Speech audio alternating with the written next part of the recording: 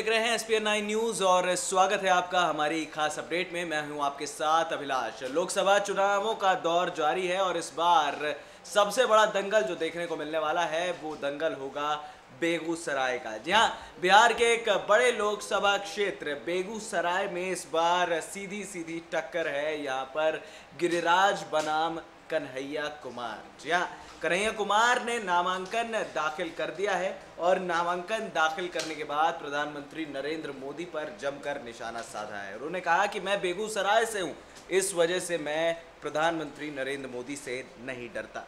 उन्होंने ये भी कहा कि अब समय आ गया है कि हम भारतीय जनता पार्टी को दिखाएं कि युवाओं की ताकत क्या होती है।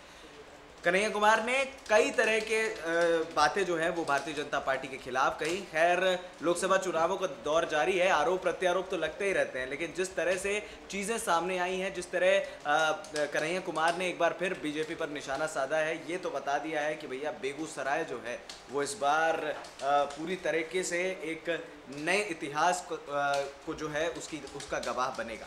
फिलहाल अगर आप देखें तो गिरिराज सिंह को नवादा की सीट छोड़नी पड़ी और बेगूसराय से उनकी उम्मीदवारी घोषित हुई भारतीय जनता पार्टी की तरफ से। इसके बाद कन्हैया कुमार ने गिरिराज सिंह को भी घेरा। उन्होंने कहा कि गिरिराज सिंह जो है हमारे यहाँ पे अतिथि हैं और अतिथि को हम सम्मान देते हैं, अपनी जगह नहीं देते।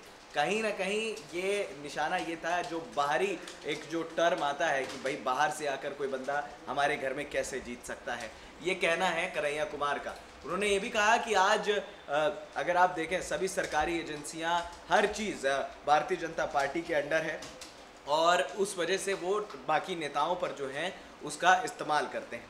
हालांकि ये हम सभी जानते हैं कि भारतीय जनता पार्टी के राज में ये सारी चीज़ें देखने को मिली हैं। कन्हैया कुमार ने कहा कि मैं इन सब चीज़ों से नहीं डरता हूँ, मुझे जो करना है मैं वो करूँगा और मुझे भारतीय जनता पार्टी से कोई भी उम्मीद नहीं है, कोई डर नहीं है।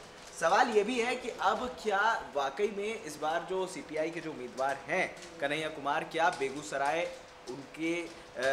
बेगूसराय का जो गढ़ है क्या वो जीत पाएंगे। हालांकि जिस तरह की रैली में भीड़ भड़ाका देखने को मिला, जिस तरह लोगों का रिस्पांस देखने को मिल रहा है, इस बार गिरिराज के लिए राह जो है वो आसान नहीं है। हालांकि गिरिराज सिंह ने नामांकन दाखिल करने के बाद ये साफ कहा था कि इस बार 200% जीत की गारंटी है उनकी बेगूसराय से जीतने की। भारतीय जनता पार्टी ने हालांकि एक अलग तरह की पॉलिटिक्स जो है बिहार में खेली है। 40 सीटें देने वाले बिहार में पिछली बार 22 सीटें भारतीय जनता पार्टी ने निकाली थी मोदी लहर पर।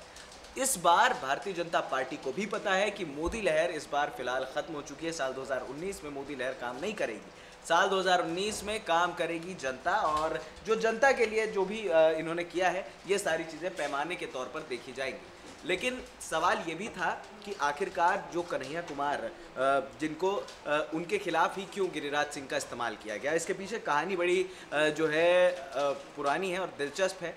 कहते हैं कि दुश्मन का दोस्त जो है होता है वो दुश्मन ही होता है।